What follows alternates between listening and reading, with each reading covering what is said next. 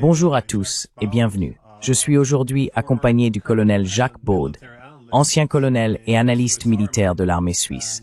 Et puis-je ajouter, également un auteur absolument prolifique. C'est donc très bien de vous avoir de retour dans l'émission. Merci beaucoup de m'avoir de nouveau invité dans votre émission. Merci. Donc, à mon avis, ce qui ressort vraiment de nos jours comme un défi majeur pour l'Europe, sinon le défi majeur, c'est le manque de direction stratégique, surtout en cette période critique. Car pendant des décennies, je pense que notre réflexion stratégique a été en grande partie externalisée aux États-Unis.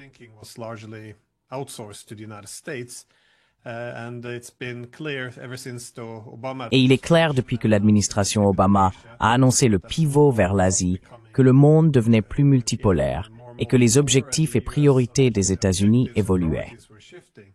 Il est également devenu évident que l'Occident politique aurait probablement de moins en moins de points communs. Je pense qu'il y a toujours eu une certaine reconnaissance du fait que l'Europe devait commencer à tracer sa propre voie. Mais au lieu de raviver notre réflexion stratégique, j'ai vu beaucoup de vœux pieux, de diabolisation des adversaires, et bien sûr, une rhétorique très émotionnelle. Comment évaluez-vous la position de l'Europe dans l'histoire actuelle? Quels sont nos principaux défis et comment sont-ils abordés?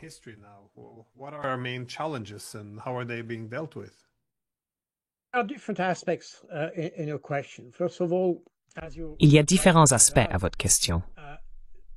Tout d'abord, comme vous l'avez justement souligné, non seulement l'Europe, mais l'Occident n'a pas de stratégie. Nous le voyons aussi avec les États-Unis. Ils peuvent avoir certains objectifs, mais je ne suis pas sûr qu'ils aient les stratégies adéquates pour atteindre ces objectifs. Une stratégie n'est rien d'autre qu'un moyen d'atteindre vos objectifs.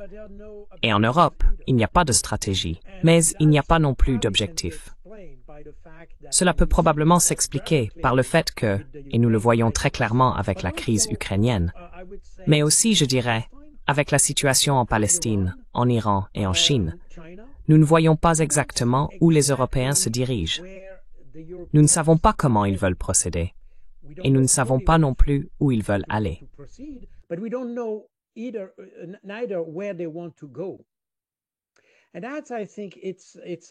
Et c'est, je pense, le problème. L'une des explications à cela est qu'en Europe en particulier, nous ne savons pas exactement qui est responsable de la politique étrangère. Nous le voyons très clairement avec le cas de l'Ukraine. Qui devrait être en charge? Est-ce l'Union européenne ou les pays individuels? Quand nous parlons de ces discussions à Londres, ou de n'importe quelle discussion avec Wyckoff ou Keith Kellogg ou qui que ce soit, nous ne savons pas vraiment. Je veux dire, du point de vue des États-Unis, avec qui devrait-il parler? Devrait-il parler à Macron? Pas même à son ministre des Affaires étrangères d'ailleurs, mais à Macron lui-même, ou à Giorgia Meloni, ou à Merz. Mais certainement pas à Kaja Kallas, par exemple.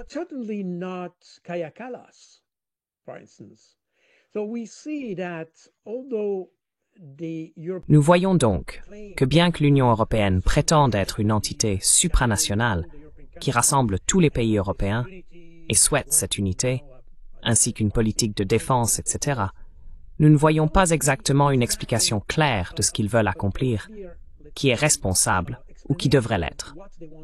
Une politique de sécurité, si nous parlons de sécurité internationale, qui est ma spécialité, repose toujours sur deux piliers principaux, je dirais. L'un est la politique étrangère, l'autre est la politique de défense. Pendant des années, la politique de défense reposait en fait sur l'OTAN. C'était la politique de défense de l'Union européenne. Et d'ailleurs, c'est ce qui est écrit dans les documents de l'Union Meuble, donc pas de mystère là-dessus. Mais au moins, l'Union européenne avait ce pilier de politique étrangère, ou du moins était censée l'avoir.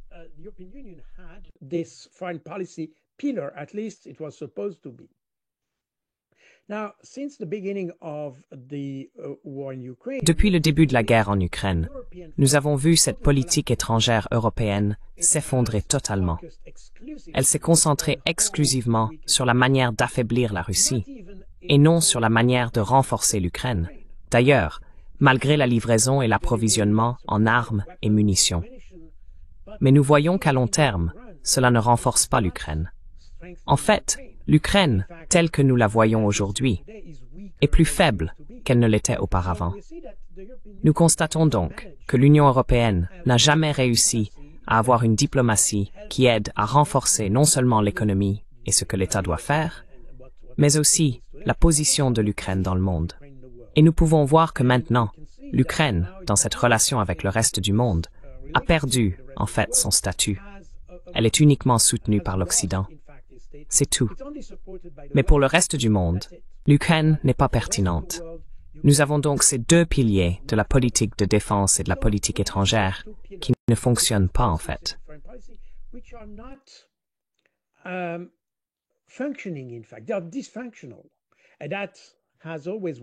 Ils sont dysfonctionnels, et cela s'est toujours aggravé avec Kaja Kallas, parce qu'elle vient d'un pays dont la culture n'est rien d'autre qu'hostile à la Russie. Point. C'est le nom du jeu. Point. Et nous voyons qu'elle est incapable d'aborder d'autres sujets que la Russie. Mais pour l'Europe, qui prétend être un acteur principal dans le monde, et elle l'est essentiellement, car c'est un énorme marché, elle a une énorme capacité industrielle. C'est un acteur important dans le monde. L'Union européenne n'a jamais réussi à renforcer ce rôle, à renforcer les capacités de l'Europe et ses compétences, surtout sur la scène internationale. Au contraire, parce qu'elle s'est concentrée sur la Russie et a coupé tous les liens avec la Russie, elle a contribué à affaiblir la position de l'Europe.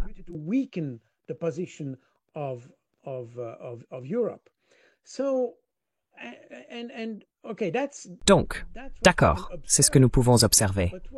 Mais ce que nous pouvons voir, c'est pourquoi est-ce ainsi. Mon explication est qu'ils n'ont jamais fixé d'objectif pour l'Europe. Ils n'ont jamais fixé d'objectif pour ce qu'ils veulent être. Actuellement, si vous regardez le monde, vous avez, je dirais, 3 ou 5 acteurs principaux, si vous voulez. Vous avez les États-Unis, vous avez la Chine, évidemment, vous avez l'Europe, vous avez la Russie, et vous avez le reste du monde. Probablement l'Inde, nous pouvons en discuter. Mais ce sont les principaux acteurs. Quand je dis le reste du monde, en essence, je veux dire les BRICS. Ce sont les principaux acteurs. Maintenant, quelle est la position de l'Europe dans cette constellation? Pour les États-Unis, c'est clair. Ils veulent être les premiers. Ils veulent être les plus grands.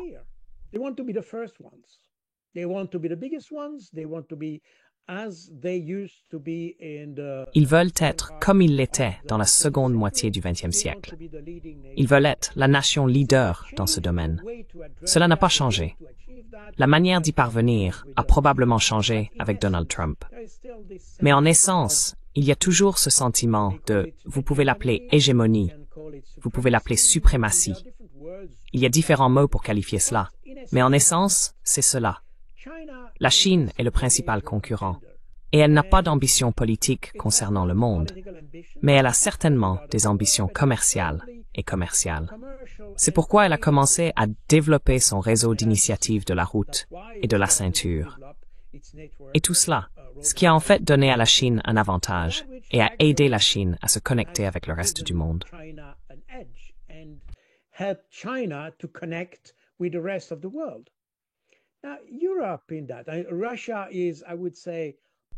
Maintenant, l'Europe dans tout cela. La Russie est, je dirais, il est probablement injuste de dire que c'est une puissance émergente. Mais c'est probablement un peu le cas, parce que toutes les sanctions appliquées à la Russie ont fait réaliser à la Russie qu'elle est une superpuissance. Et même si elle était une superpuissance pendant la guerre froide, elle a plus ou moins perdu ce rôle. Et maintenant, elle retrouve sa place et réémerge, je dirais. Mais quelle est la position de l'Europe dans tout cela? Je veux dire, ils perdent du terrain en Asie, au Moyen-Orient, en Afrique, notamment dans le reste du monde. Et nous ne voyons aucune stratégie pour y remédier. Nous n'avons pas de stratégie ou nous ne voyons aucune stratégie pour restaurer le rôle de l'Europe dans ce monde confus.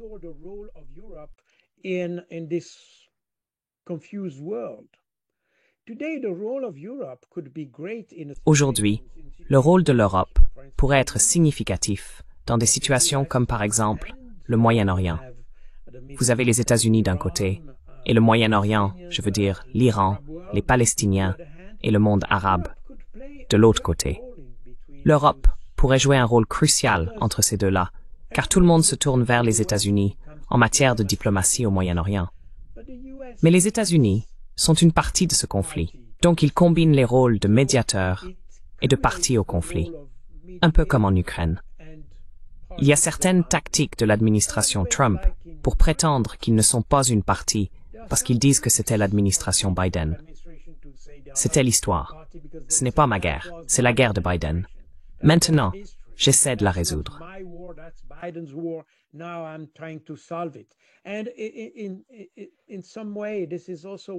Et d'une certaine manière, c'est aussi ce qu'ils font avec l'Iran.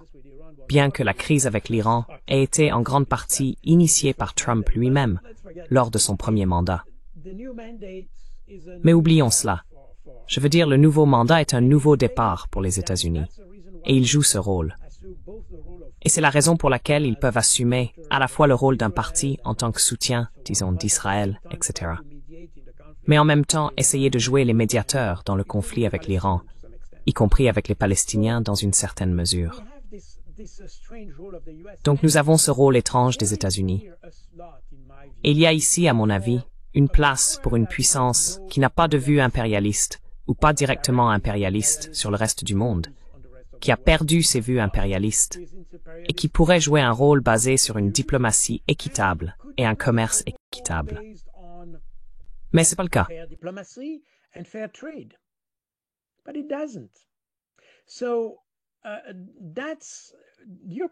L'Union européenne est totalement absente de toute crise que nous observons aujourd'hui.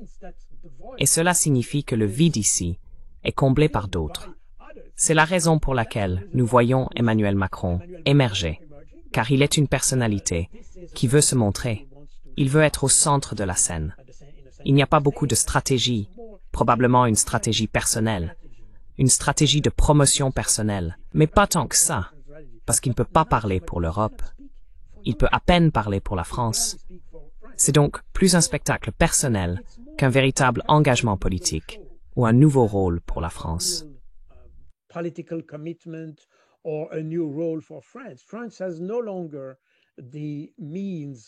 La France n'a plus les moyens d'une stratégie de superpuissance ou de grande puissance, disons. Donc, nous sommes orphelins en Europe d'objectifs et de stratégies, et nous ne voyons personne en mesure de reprendre ce rôle de leader d'une vision stratégique. Je ne sais pas comment expliquer cela en anglais, mais il manque quelque chose ici. Et nous avons encore tendance à agir tactiquement, comme nous l'avons fait au cours des 30 dernières années, parce qu'il n'y avait pas besoin d'avoir des stratégies. Tout se passait bien. Et donc nous n'avions pas le besoin ou ne ressentions pas le besoin d'une stratégie. Même si je pense que nous devons toujours en avoir une. Mais bon.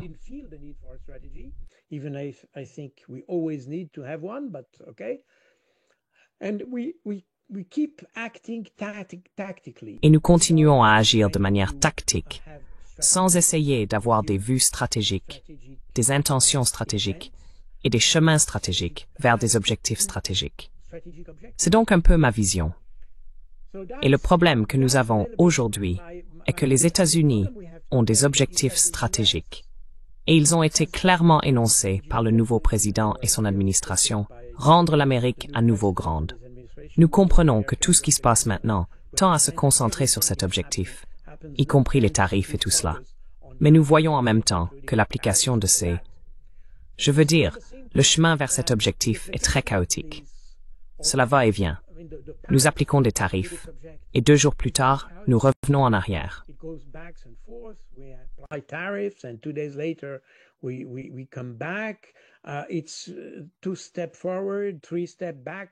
C'est 2 pas en avant, 3 pas en arrière, ce qui signifie qu'il n'y a pas de stratégie.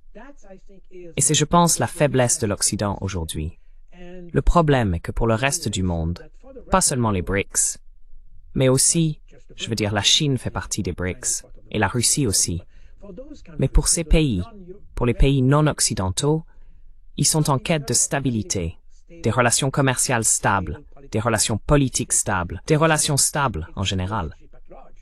Mais à cause de cette absence de stratégie, ce contrôle chaotique de la situation, ou même pas un contrôle, ce n'est même pas un bon mot, c'est une gestion, la gestion chaotique de la situation.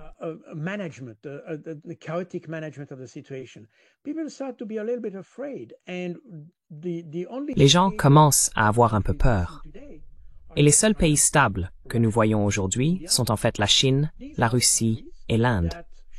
Ce sont les pays qui montrent des relations stables, stables entre eux, tout d'abord, mais aussi un leadership qui tend à être moins chaotique, moins tactique, plus stratégique, qui réfléchit avant d'agir, alors qu'en Occident, c'est agir avant de réfléchir. Et nous voyons cela parfaitement avec tout ce qui s'est passé en relation avec le règlement de la crise ukrainienne. Donc je dirais que le reste du monde a plus confiance maintenant dans des pays comme la Chine et la Russie que dans les pays occidentaux. China and Russia than in Western countries. And to complete the picture, we have become... Pour compléter le tableau, en raison de ces décisions erratiques et chaotiques, nous avons une économie qui commence à s'affaiblir, tant aux États-Unis qu'en Europe, ce qui pousse les investisseurs étrangers, y compris des acteurs qui ne font pas directement partie de l'Occident et qui ne font pas non plus partie du reste du monde, comme, par exemple, le Japon ou la Corée du Sud, qui sont des alliés de l'Occident, mais ne sont pas complètement ou directement des pays occidentaux en tant que tels. Maintenant, ces pays hésitent à continuer à avoir des relations commerciales avec l'Occident.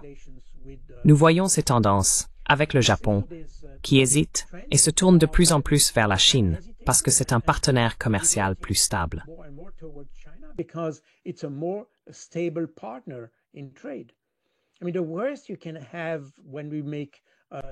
Je veux dire, le pire que vous puissiez avoir pour la prise de décision en termes de commerce, mais aussi stratégiquement, c'est l'instabilité. Et c'est exactement ce que ces pays recherchent, la stabilité. Et nous avons probablement la même chose avec d'autres pays des BRICS. Ils préféreraient avoir des contacts avec des pays non occidentaux. Nous voyons maintenant, par exemple, la politique des États-Unis. Et c'est très intéressant d'ailleurs, que Trump applique une sorte de diplomatie de la canonnière pour atteindre ses objectifs. Donc, si vous ne faites pas ce que je veux que vous fassiez, j'enverrai la marine, ou j'appliquerai des sanctions ou des tarifs ou autres. Ce n'est pas comme ça que vous faites des relations internationales.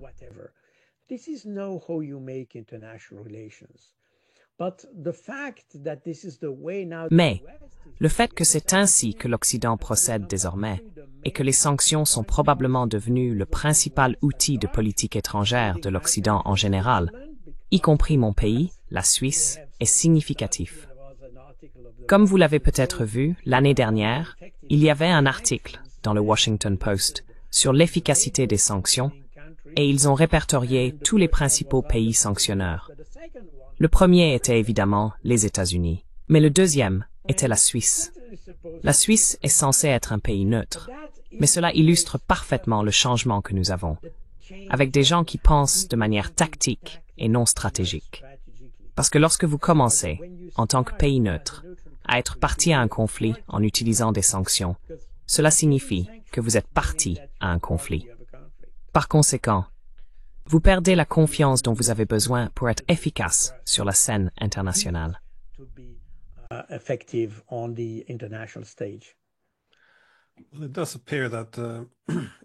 Eh bien, il semble qu'à l'ère post-guerre froide, ou l'ère hégémonique, ou l'ère unipolaire, quelle que soit la manière dont on veut la nommer, les choix stratégiques pour les Européens étaient assez clairs. Ils étaient posés devant eux. Les États-Unis aspiraient à la primauté mondiale. Donc l'Europe avait l'idéal de créer un moment unipolaire autour de l'Occident politique à la place, qui aurait deux piliers, l'UE et les États-Unis. Ils ont essayé d'avoir une certaine parité avec les Américains, mais cela a créé une relation très étrange. Le problème maintenant est que cet ordre unipolaire est terminé, et les États-Unis veulent redéfinir leurs priorités et aller ailleurs. Il n'est pas clair ce que les Européens peuvent faire. Je veux dire, vous avez mentionné Macron, et je pense qu'il est un bon exemple de la façon dont ils ne savent pas vraiment quoi faire.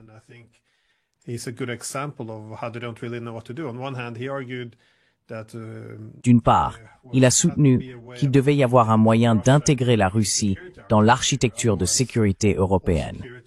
Sinon, toute la sécurité deviendrait un format à somme nulle, et nous aurions des conflits. En même temps, il refuse de reconnaître que l'OTAN a un rôle dans ce conflit également. Et pourquoi ne devrait-elle pas s'étendre? Il a aussi averti à plusieurs reprises que l'Europe ne devrait pas devenir vassale de l'Amérique. Pourtant, il s'est joint à ce chant, selon lequel nous devons couper les relations avec les Russes, maintenant réduire les liens avec les Chinois, nous rendant ainsi plus dépendants uniquement des États-Unis. Un partenariat très asymétrique, soit dit en passant. Et même en 2022, lorsqu'il y a eu une certaine diplomatie après l'invasion de la Russie entre Macron et Poutine, il a averti d'autres Européens que si nous ne parlons pas à la Russie, alors une puissance non européenne devrait négocier la paix en Europe après un certain temps.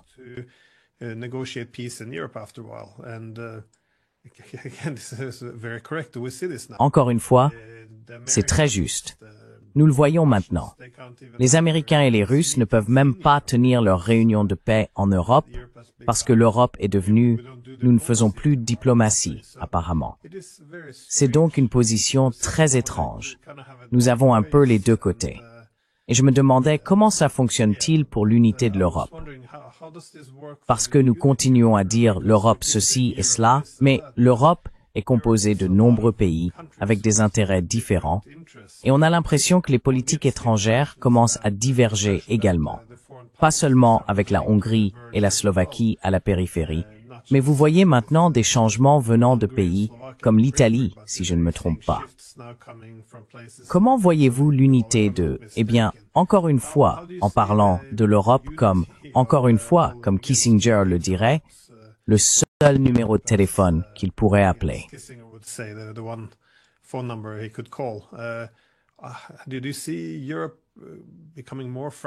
Voyez-vous l'Europe devenir plus fragmentée, un peu comme l'Occident politique, dans les années à venir, voire les mois? Vous voyez, je pense que le conflit ukrainien a en fait révélé la faiblesse du rêve européen, pour ainsi dire, si je peux l'appeler un rêve. Mais mon point de vue personnel est qu'avec l'accord de Maastricht, l'Europe est allée trop loin. L'Europe a été initialement conçue au début des années 50 comme une organisation commerciale.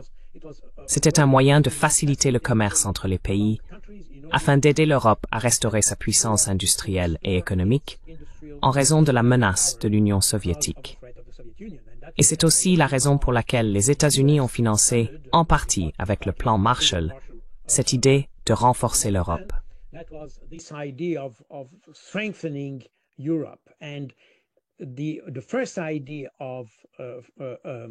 La première idée de l'Europe, qui s'appelait autrefois le marché commun, était exactement cela. C'était d'avoir une sorte d'organisation commerciale. Et je pense que c'était la bonne chose à faire, parce que tout le monde peut alors s'accorder sur l'amélioration des conditions commerciales et la suppression des barrières, des barrières tarifaires. Et tout cela, vous savez, pour faciliter le commerce. Tout le monde peut comprendre cela.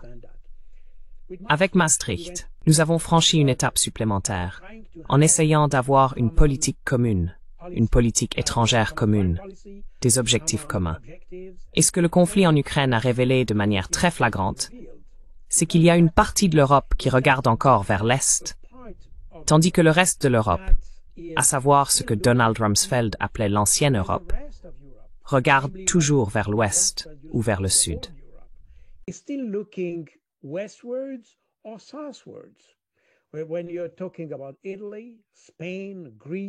Quand vous parlez de l'Italie, de l'Espagne et de la Grèce, ces pays sont des pays méditerranéens. Ils ont leurs relations commerciales traditionnelles avec le sud de la Méditerranée.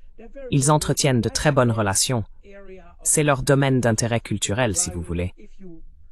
Tandis que, si vous écoutez Kaja Kallas et les politiciens estoniens, il semble que leur seul centre d'intérêt soit la Russie. Et ils continuent d'essayer de provoquer la Russie, d'ailleurs. Nous avons donc, ici, différents mondes avec des intérêts différents. Et essayer de rassembler tout cela sous le même toit ne sera pas couronné de succès. Et c'est exactement ce que nous constatons aujourd'hui, car vous avez des intérêts divergents. And because of you have diverging interests. When you talk about Ukraine, for instance, Quand on parle de l'Ukraine, par exemple, les Hongrois ont des minorités hongroises en Ukraine. Ils se plaignent depuis des années, depuis 2014, que leurs minorités hongroises en Ukraine sont maltraitées par les Ukrainiens. Ils ont donc adressé des plaintes au Conseil de l'Europe et tout cela. Mais il n'y a jamais eu de réponse, parce que l'ennemi était la Russie, pas l'Ukraine. Donc personne ne voulait prendre de mesures contre l'Ukraine. Ainsi aujourd'hui, quand on parle, et depuis le tout début du conflit d'ailleurs, de l'intervention militaire russe, la Hongrie a refusé de laisser transiter des armes sur son territoire vers l'Ukraine, parce qu'ils disent, eh bien, ils maltraitent nos minorités ici en Ukraine, et je devrais leur fournir des armes.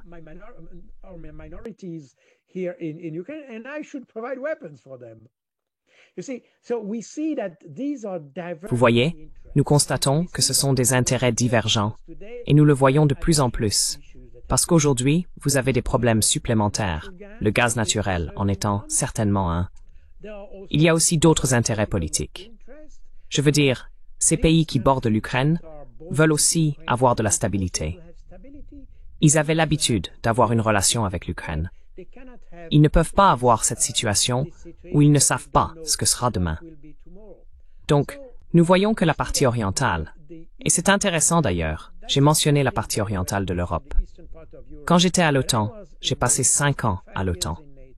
Je pouvais sentir, et mes amis, d'autres colonels des pays de l'OTAN, principalement des pays de l'ancienne Europe, je veux dire de France, d'Italie ou d'Allemagne, ressentaient exactement la même chose, que la politique de l'OTAN est façonnée autour de ce que dit la partie orientale de l'Europe.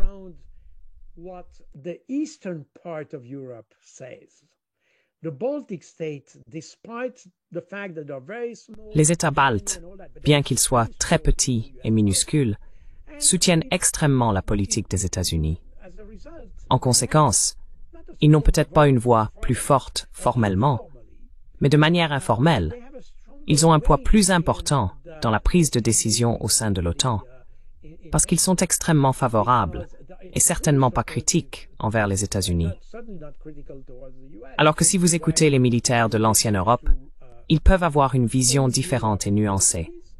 Je veux dire, ça reste extrêmement poli et tout ça. C'est pas qu'ils antagonisent les États-Unis, mais ils peuvent avoir une vision divergente. Alors que dans la partie orientale de l'Europe, il y aura toujours un oui, un grand oui, à tout ce que disent les États-Unis.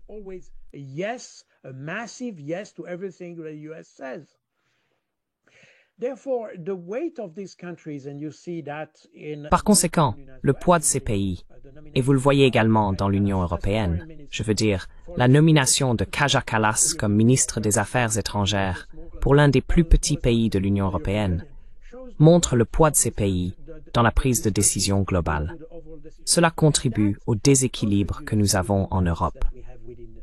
Donc, mon point de vue personnel est que si nous continuons sur cette voie de désindustrialisation, de cet affaiblissement de l'économie, car lorsque vous parlez de l'affaiblissement de l'économie, vous parlez aussi de l'affaiblissement du climat social dans les pays. Et plus nous avançons dans cette direction, plus nous nous dirigeons vers des partis dans les pays qui veulent être déconnectés de l'Union européenne.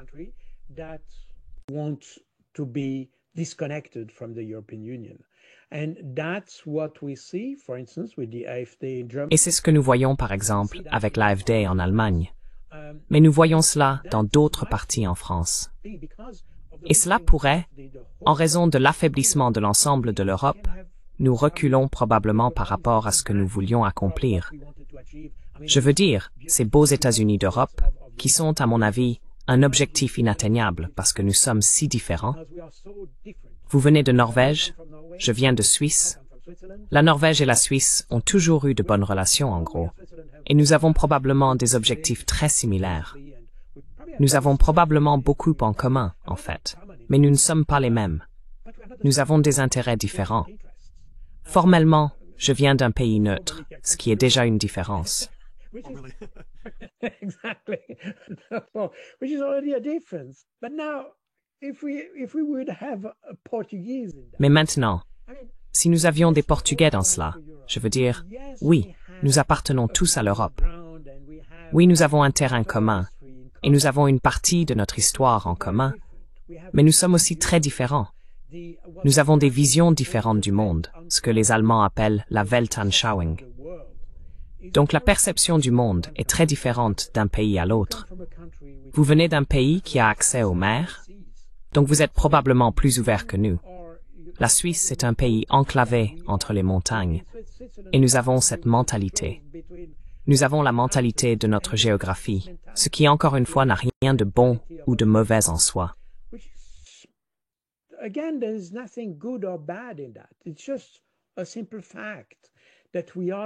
C'est un simple fait que nous sommes différents. Et mon point de vue personnel est que ces différences sont en fait ce qui rend l'Europe formidable. Essayer de fondre tout cela dans le même moule serait une erreur, parce que nous sommes riches de notre diversité. Nous sommes riches de nos capacités diverses, de nos compétences diverses, de notre histoire diverse et de nos expériences diverses. Et nous pouvons toujours dialoguer ensemble. Nous pouvons toujours commercer ensemble. Nous pouvons toujours avoir une relation juste et ouverte avec les autres. Je veux dire, la Suisse n'appartient pas à l'Union européenne, mais a toujours une relation équitable. Et la Norvège est dans la même situation, d'ailleurs, en ce sens que nous avons une relation équitable avec nos partenaires.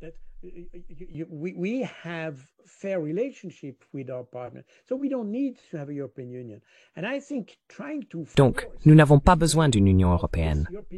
Et je pense que tenter d'imposer cette Union européenne avec un État supranational qui essaie de créer des lois adaptées à tout le monde, du sud du Portugal au nord de la Finlande, ne fait que créer des tensions. Nous le voyons sur le marché du travail, et tout cela. Et à la fin de la journée, nous n'améliorons pas la situation. Nous ne faisons qu'exacerber les tensions. Et si, en plus de cela, les avantages d'être ensemble ne résolvent pas les problèmes ensemble, alors quel est l'avantage de l'Europe?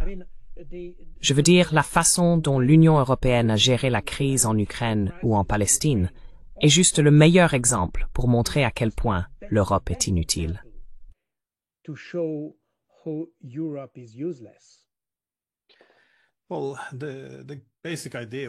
Eh bien, l'idée de base était qu'en Europe, nous pourrions avoir des intérêts différents, mais que d'une manière ou d'une autre, les valeurs seraient le dénominateur commun qui nous unirait. Mais je pense, comme vous l'avez souligné avec l'exemple hongrois, que les valeurs, au lieu d'être quelque chose d'élevé au-dessus de l'intérêt national, deviennent subordonnées de simples slogans. Par exemple, en Afghanistan, nous nous préoccupions beaucoup des droits de l'homme lorsque cela légitimait l'occupation. Mais une fois l'occupation terminée, plus personne ne se soucie de l'Afghanistan. Et vous avez la même impression avec l'Ukraine d'ailleurs, que toutes ces préoccupations pour les Ukrainiens, toute l'empathie est toujours instrumentalisée pour maintenir la guerre.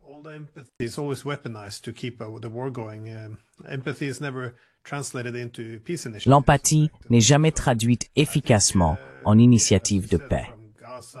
Donc je pense, comme vous l'avez dit, de Gaza à l'Ukraine, je ne vois pas comment les valeurs s'unissent réellement. Cela devient plus instrumental, je pense, pour alimenter la politique de pouvoir. Et les réalistes politiques disent toujours que les institutions ne sont efficaces et stables que dans la mesure où elles reflètent la distribution réelle du pouvoir. Et je pense que cela a été le principal défi dans ces nouvelles constructions de l'Europe après la guerre froide. C'est-à-dire que, eh bien, le seul pays européen non européen aujourd'hui est la Russie.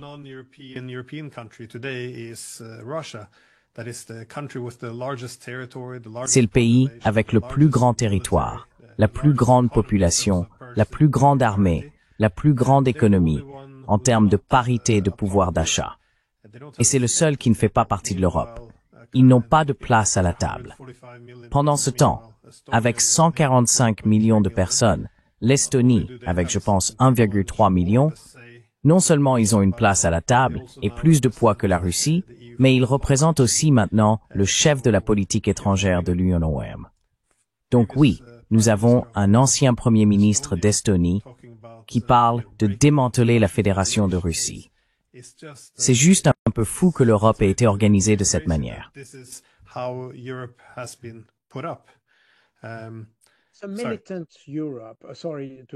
C'est une Europe militante. Désolé de vous interrompre. C'est une Europe militante. J'étais actif dans le renseignement stratégique pendant la guerre froide. Et nous étions en quelque sorte en guerre. Je veux dire, c'était une guerre froide. C'était une guerre, probablement au niveau du renseignement et des choses comme ça. Ce n'était pas une guerre chaude avec des armes et des armées en mouvement. Eh bien, c'était plus en arrière-plan, pour rivaliser pour la technologie et d'autres choses et tout ça. Quoi qu'il en soit, nous étions en guerre, mais nous continuions à nous parler. Nous avions encore des contacts avec les homologues soviétiques. Je me souviens quand j'étais, à la fin des années 80, alors que nous commencions à mettre en œuvre ces mesures de confiance de la CSCE de l'époque, nous rencontrions des Soviétiques, des Allemands de l'Est, et tout ça.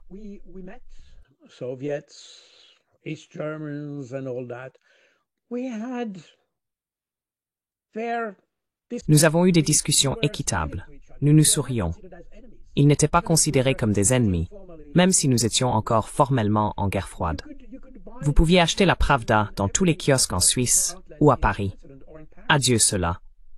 Aujourd'hui, ils sont interdits. Et cela montre que nous sommes devenus militants. Et nous avons fermé toutes les, disons, communications entre nous. Et je pense que c'est une erreur fantastique. Même si nous pouvons avoir des divergences, nous pouvons être en désaccord sur divers sujets. Nous pouvons être en désaccord sur la manière de traiter avec l'Ukraine.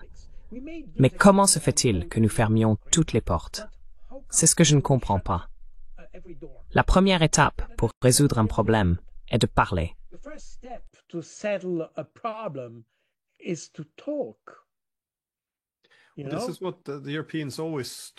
C'est ce que les Européens ont toujours dit aux autres pays du monde. S'il y avait un conflit, oui, les tirs pourraient continuer.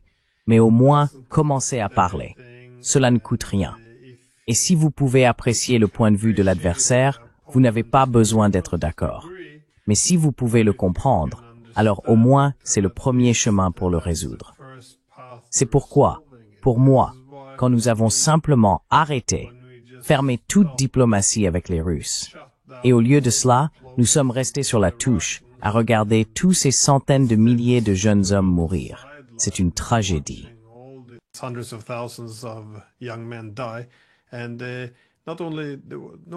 Et non seulement personne n'a cherché d'excuses à cela, mais c'était salué comme un signe de notre droiture morale que nous ne parlions pas aux méchants. En effet, si nous le faisions, nous légitimerions les Russes et récompenserions Poutine en lui parlant et en récompensant son agression. Je veux dire, c'est juste, eh bien, j'aimerais dire que c'est inédit, mais c'est une tendance qui dure depuis un certain temps. Mais je veux poser des questions sur ce développement récent avec les Américains et les Ukrainiens. Car encore une fois, les États-Unis ont dit très ouvertement que dans ce nouveau monde multipolaire, l'Europe n'est plus une priorité. Ils veulent mettre fin à la guerre en Ukraine, à la fois pour se retirer d'Ukraine et se retirer d'Europe dans une certaine mesure.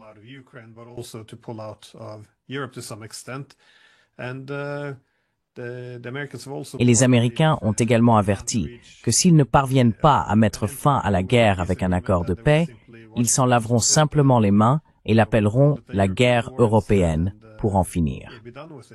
Ainsi, les Européens, de leur côté, reconnaissent de plus en plus que la guerre est perdue.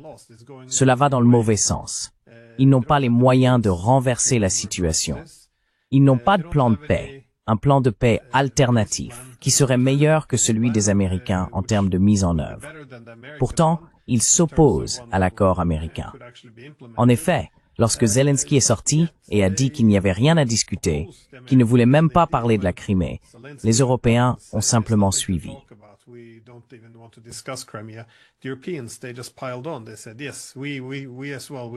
Ils ont dit, oui, nous aussi, nous n'accepterons jamais que la Crimée soit russe, même si personne ne croit sérieusement que la Crimée sera un jour hors des mains russes. Donc je ne peux tout simplement pas comprendre cela. C'est encore une fois, si la stratégie consiste à atteindre l'objectif, la fin, et aussi à prendre en compte les moyens pour atteindre cette fin, nous ne pouvons pas atteindre la fin. Nous n'avons pas les moyens. Je ne comprends pas quel est le plan ici. Cependant, parce que si l'alternative, nous continuons à agir comme si l'alternative était « non, nous voulons toute l'Ukraine de retour et nous voulons l'OTAN en Ukraine ». Mais si l'alternative est la destruction complète de l'Ukraine et la vulnérabilité croissante de l'Europe, pourquoi ne sautons-nous pas sur cet accord possible que les Américains proposent?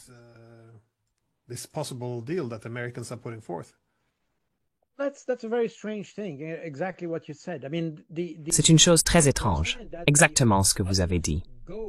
Je veux dire, nous comprenons que l'objectif ultime des Européens serait de ramener les Russes dans les frontières de 1991 et une victoire décisive absolue pour l'Ukraine.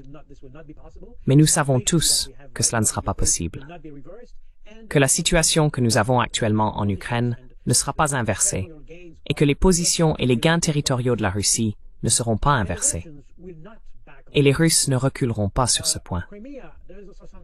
La Crimée, il y a aussi quelque chose que personne ne mentionne, mais je pense qu'il est important de mentionner que la Crimée, juste avant que l'Ukraine ne devienne indépendante en 1991, a obtenu le statut de région autonome, subordonnée à Moscou.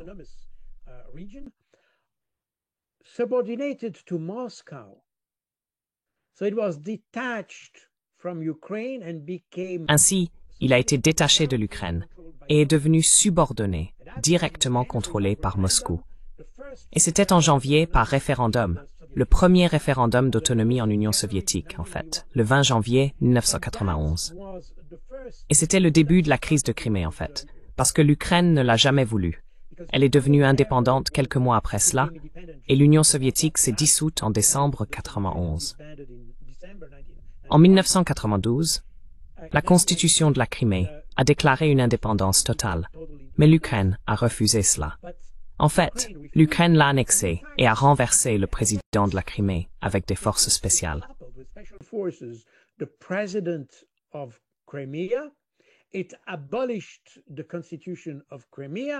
Elle a aboli la constitution de la Crimée et a pris le contrôle de la Crimée en 1995. Cela est devenu un objet de contentieux entre la Crimée et l'Ukraine, mais aussi entre la Russie et l'Ukraine. Cependant, la Russie a refusé d'intervenir dans ce conflit. En 2014, lors des événements de Maïdan et tout cela, la question a ressurgi. La Crimée a organisé le même type de référendum qu'en 1991 pour rejoindre la Fédération de Russie. Pour les Russes, c'est absolument clair que c'est légitime et légal. Ils n'ont jamais déployé de force. Je veux dire, ils ne sont pas débarqués en Crimée pour prendre le territoire. C'est aussi quelque chose que les gens ont tendance à dire, que les Russes sont venus envahir la Crimée et la prendre. Non, ils ne l'ont jamais fait.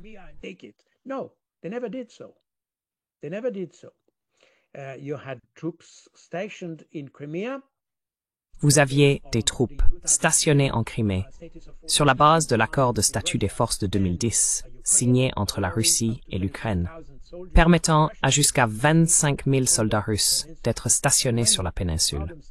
Lorsque le problème a commencé à éclater entre la population locale et les autorités non élues de l'Ukraine en février 2014, vous avez commencé à avoir des affrontements. Et les soldats russes, conformément à l'accord de statut des forces, sont sortis de leurs casernes pour protéger les installations, y compris les aéroports, car ceci était la ligne de vie avec la Russie. Et cela était, conformément à l'accord de statut des forces, autorisé pour les Russes de prendre position dans ces lieux.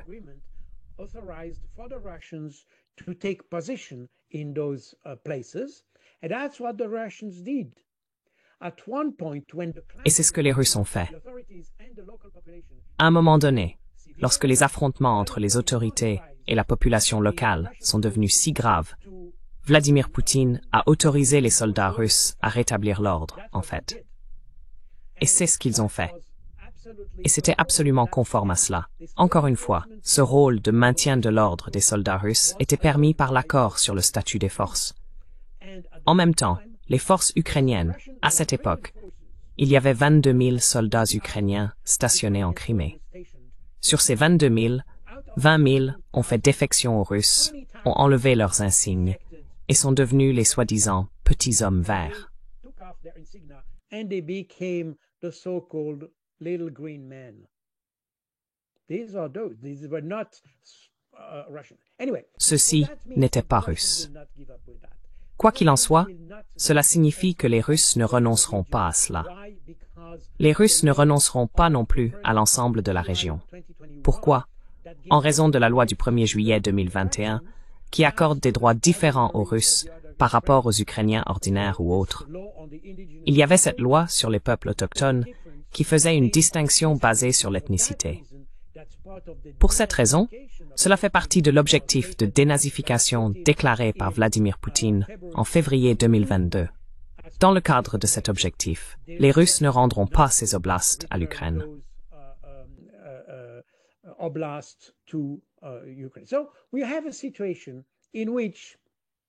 Nous avons donc une situation dans laquelle, évidemment, les Russes ne reculeront pas sur ce qu'ils ont et ce qu'ils ont décidé, car ils voulaient que l'intégralité des 4 régions soit sous contrôle russe, ce qui signifie que l'Ukraine devrait quitter ces zones, en plus de la question de l'OTAN. Donc les Russes ne reculeront pas sur cela. Et à ce jour, ils ont les moyens de maintenir et de gagner d'autres territoires afin d'atteindre leur objectif. Maintenant, les Européens, les Ukrainiens, je pense, ont réalisé ça. Et les Américains. And the Americans have realized this as well, and that's the reason why even Witkoff tries to find... Et c'est la raison pour laquelle même Witkoff essaye de trouver un compromis en suggérant ou en proposant que les Russes conservent seulement ce qu'ils ont pour les 4 régions et non l'intégralité des 4 oblasts, ce qui est essentiellement une astuce pour obtenir l'adhésion des Ukrainiens. Mais pour les Russes, il est très clair qu'ils sont là pour protéger la population russe. Et donc, ils ne reviendront pas sur cette demande d'avoir l'intégralité des 4 régions sous leur contrôle. Et le problème est que, depuis que nous avons vu cette situation se développer, car ce n'est pas nouveau, nous avons vu cela se développer depuis 2022, en fait. Les Européens n'ont jamais pensé à un plan B pour résoudre la situation.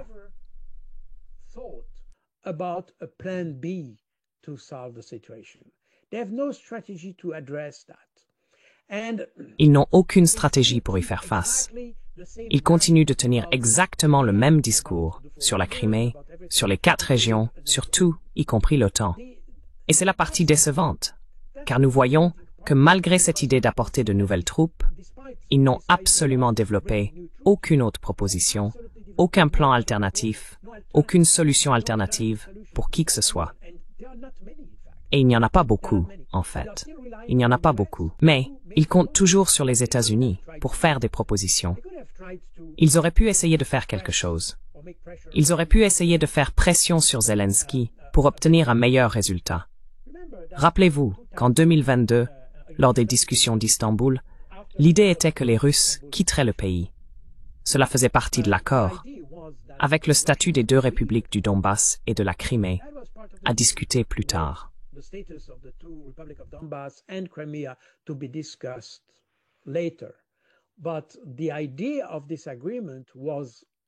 Mais l'idée de cet accord était en essence que l'Ukraine resterait neutre, c'est-à-dire ne ferait pas partie de l'OTAN, et que les Russes se retireraient aux frontières russes.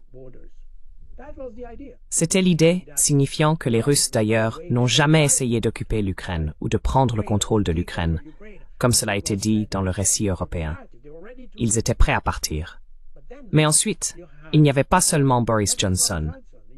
Il y avait aussi 2 acteurs que personne n'a mentionnés, l'Allemagne et la France.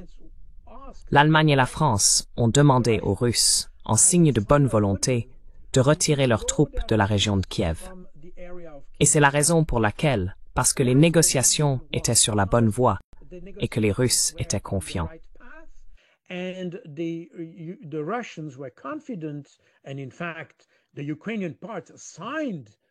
En fait, la partie ukrainienne a signé la proposition qu'elle avait faite. Ainsi, les Russes étaient confiants qu'un accord pourrait être atteint. Par conséquent, en signe de bonne volonté, ils ont retiré leurs troupes de la région de Kiev jusqu'à la région de Kharkov. C'est la raison, et c'était à la demande des Allemands et des Français. Dès que les Russes ont quitté Kiev, Boris Johnson est venu, et tout a été oublié, et nous avons recommencé la guerre. Donc, nous voyons que le rôle de l'Occident a été systématiquement de ne pas trouver de solution au conflit, mais de lutter contre la Russie. Et c'est exactement ce que nous constatons aujourd'hui. En fait, nous constatons aujourd'hui le résultat, qu'il n'y a pas de solution pour le conflit.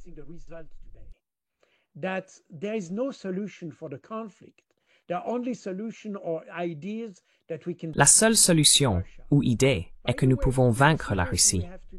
D'ailleurs, dans la situation actuelle, les Européens n'ont jamais défini la Russie. Qu'est-ce qui pourrait être une victoire pour l'Ukraine? Ou qu'est-ce qui pourrait être une défaite pour la Russie?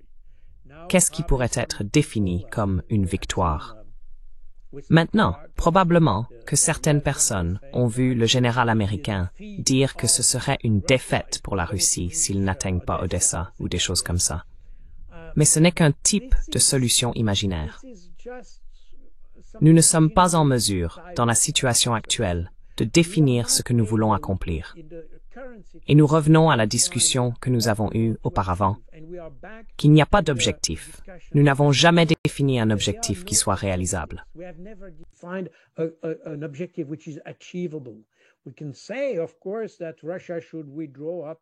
Bien sûr, nous pouvons dire que la Russie devrait se retirer jusqu'à l'Oural. D'accord, nous pouvons le dire. Mais cela n'est évidemment pas réalisable. Et pour cette raison, quand vous n'avez pas d'objectif, comment pouvez-vous élaborer une stratégie pour atteindre cet objectif? Et nous sommes exactement dans cette situation. Mais encore une fois, c'est toute une question de comment nous comprenons le conflit. Et les Européens n'ont jamais essayé de comprendre le conflit tel qu'il est, mais basé sur leur récit. Le récit est devenu le centre de la stratégie occidentale. Le problème est qu'aujourd'hui, le récit entre en collision avec la réalité. Et donc, nous ne pouvons pas baser notre stratégie sur le récit. Nous devons nous appuyer sur la réalité. Et c'est un problème.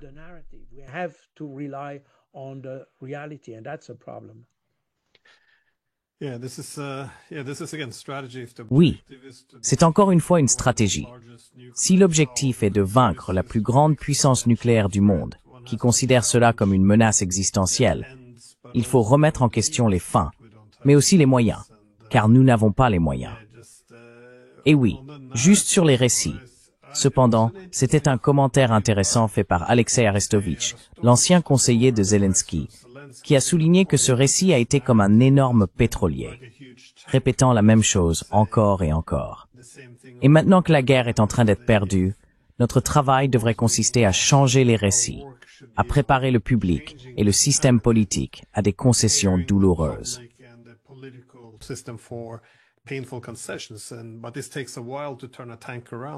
Mais cela prend du temps pour faire demi-tour à un pétrolier. Mais si vous voulez le faire, vous devez d'abord reconnaître que l'invasion n'était pas non provoquée. Ce n'était pas simplement un effort pour restaurer l'Union soviétique. Et aussi, si vous ne pouvez pas parler de ce qui s'est passé à Istanbul, parce que les Russes étaient prêts à retirer toutes les troupes en échange de la neutralité de l'Ukraine, ce qui montre que cette guerre concernait l'OTAN et non le territoire.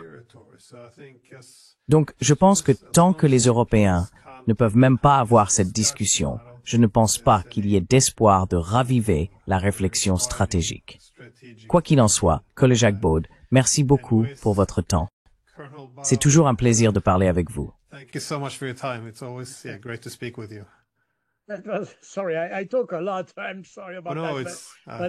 Désolé, je parle beaucoup. Je suis désolé pour ça. Nous devons très souvent revenir aux racines. De la même manière que, d'accord, je n'ai probablement pas le temps, mais la question de ce que vous venez de dire, c'est que cela concerne l'OTAN. Oui et non. Toute la question est de savoir comment l'Ukraine comprend comment elle peut appartenir à l'OTAN ou non. C'est le point clé en fait. Et cela explique pourquoi vous avez eu ces initiatives des Russes le 17 décembre 2021. Ils auraient pu le faire bien avant, car depuis 2008, nous savons que l'Ukraine pourrait être membre de l'OTAN. Mais ils ont décidé de le faire en 2021 parce qu'ils sentaient que cette idée d'appartenir à l'OTAN était la force motrice pour que l'Ukraine commence une opération dans le Donbass. Comme l'a expliqué Alexei Arestovich en 2019. Et c'est exactement la raison pour laquelle, juste avant que les Ukrainiens ne lancent l'opération, les Russes ont essayé de faire comprendre clairement aux Ukrainiens qu'ils n'appartiendraient pas à l'OTAN. Et si vous lisez les documents qu'ils ont écrits, vous voyez que c'est presque écrit explicitement.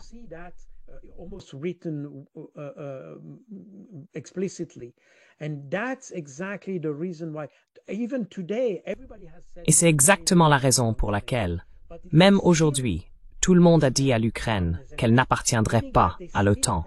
Mais c'est toujours une demande de Zelensky, ce qui signifie qu'ils n'ont toujours pas accepté cette idée qu'ils n'appartiendront pas à l'OTAN. Et c'est exactement ce qui en fait a expliqué l'action de l'Ukraine au tout début de 2022. Désolé, j'ai été un peu long. C'est très important de comprendre cela, car il y a un mécanisme très finement réglé ici, que personne ne comprend vraiment. Mais si vous regardez les chronologies, si vous regardez exactement à un moment donné, tout le monde a dit pourquoi par exemple les Russes, dans ces deux documents que j'ai mentionnés auparavant, en décembre, reviennent-ils à 1997? Et en fait, ils se réfèrent au 27 mai 1997. Pourquoi cela? Parce que c'est le premier document qui a été signé dans le cadre du Conseil OTAN-Russie lorsqu'il a été créé. The framework of the NATO-Russia Council when it was created, and that's a document in which NATO. Et c'est un document dans lequel l'OTAN reconnaît un principe qui a été reconnu dans divers documents des Nations Unies et de l'OSCE concernant l'indivisibilité de la sécurité. Et c'est exactement la raison pour laquelle c'est 1997 et pas une autre date. Nous devons comprendre cela, parce que, encore une fois, ce qui revient sur la table chaque jour, ce sont les causes profondes du conflit. Pour aller aux causes profondes, nous devons aller plus loin. Comme nous avons tendance à le faire, même en Occident, même ceux qui sont bien intentionnés envers les Russes ou qui que ce soit. Nous devons approfondir l'analyse pour comprendre exactement pourquoi les Russes sont venus, ce qu'ils avaient en tête et ce que les Ukrainiens avaient également en tête. Désolé, j'ai été un peu long, mais c'est fascinant.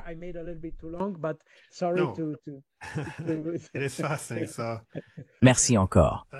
Oui, je pourrais parler avec vous pendant des heures. Alors merci encore, j'apprécie. Merci beaucoup. Passez une bonne journée. Merci. Au revoir.